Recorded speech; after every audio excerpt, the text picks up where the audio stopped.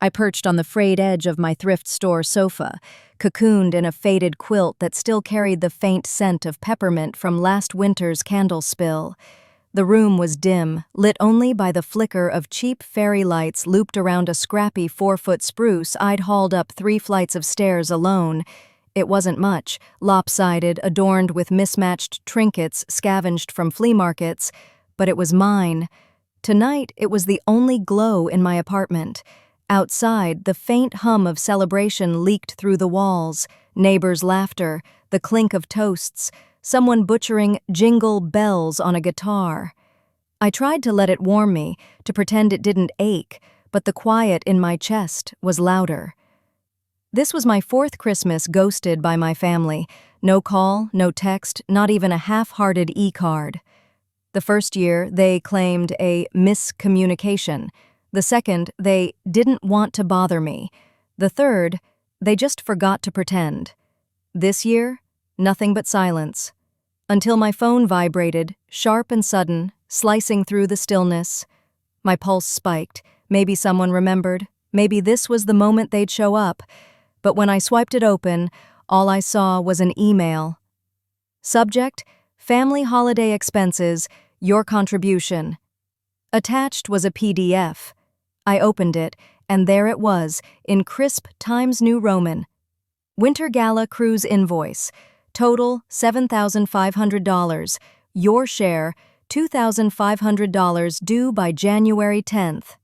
I stared, breath caught. A cruise. I hadn't been invited. Not a whisper, not a hint. But they'd remembered me for the bill. The email was clinical, bullet points listing catering, fuel surcharges, a premium bar package, no greeting, no Merry Christmas, just a bank account number and a deadline. My fingers trembled as I set the phone down, eyes drifting to my little tree, its lights pulsing like a heartbeat. I wasn't part of their celebration, but I was expected to fund it. The realization landed like a slap. I was an afterthought, a line item in their budget. Growing up, my mother called me the steady one. She'd say it with a smile, like it was a compliment, tossing it out at family dinners or in holiday newsletters. Lila's our rock, always has it together. I'd beam, thinking it meant she saw me, but over the years, that label morphed into something else, an excuse. It meant I didn't need invites, didn't need check-ins, didn't need love. I was the one who didn't break, so they stopped bothering to hold me together. My brother Caleb, though? He was the son they orbited. He could flunk classes, wreck Dad's truck, forget anniversaries, and still get a pass. Caleb's just finding his way, they'd say, while I was lectured for a B+ or a late chore. This cruise was for him. He'd snagged a mid-level sales job at a tech startup, and they'd thrown a private yacht party to celebrate. He'd said, voice shaky. So I stayed up nights, rewriting every line, crafting a cover letter, coaching him through mock interviews. He got the job. Then the yacht. Then the bill for me. No thank you, no mention, just a $2,500 tab for a party I wasn't welcome at. That was the knife.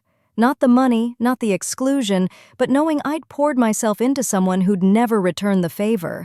They called me steady, but what they meant was invisible. And I was done wearing that like a crown. I opened my banking app, typed in Dad's account details, and sent $1 with a memo. Not my party, not my bill. No rant, no tears, just a quiet line in the sand. The screen flashed, transfer complete, and something in me unclenched. Not peace, but a spark of something new. I stood, crossed to my desk, and opened my laptop. It was time. The streaming accounts? Mine. Netflix, Hulu, HBO Max, even the Spotify I'd upgraded for them years ago. I'd added them all without question, because it was easier than arguing. Not tonight. I logged in, removed users, changed passwords, locked them out. Next, the family phone plan. I'd been footing most of it for years, their promises to send their share, fading into silence.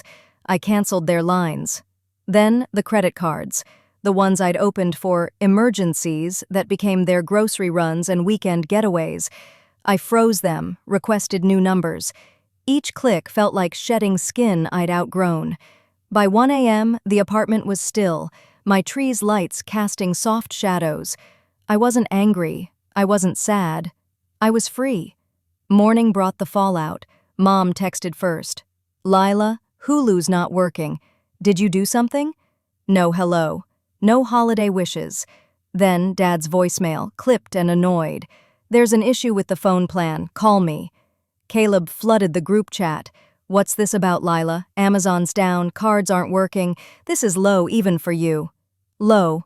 As if I'd thrown a tantrum instead of reclaiming what was mine. I scrolled through months of their messages, vacation plans, inside jokes, photos from gatherings I wasn't invited to. I was only tagged when they needed something fixed, paid, or solved.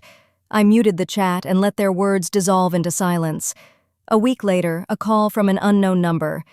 "This is Marissa from Coastal Trust Bank, Fraud Department. Is this Lila Harper?"